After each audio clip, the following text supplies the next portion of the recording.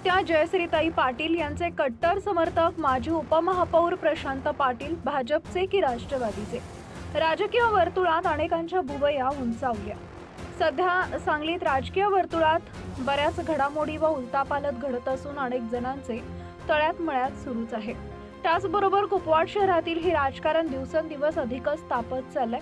अजूनही कोण कुठल्या पक्षात आहे याचा काहीच पायपोस नाही, जो तो आता आपल्या सोयीनुसार राजकारण करू लागलाय।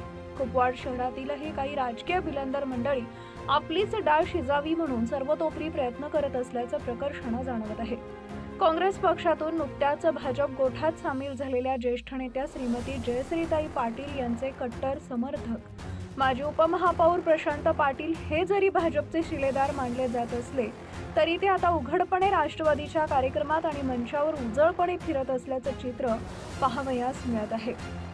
राष्ट्रवादी शरदचंद्र पवार गटाचे माजी मंत्री आमदार जयंतराव पाटील यांच्या कुपवाडमधील एका जाहीर कार्यक्रमात प्रशांत पाटील स्टेजवर खुर्चीवर विराजमान झाल्याचं पाहून अनेक राजकीय मंडळींच्या भुवया उंचावल्या आहेत।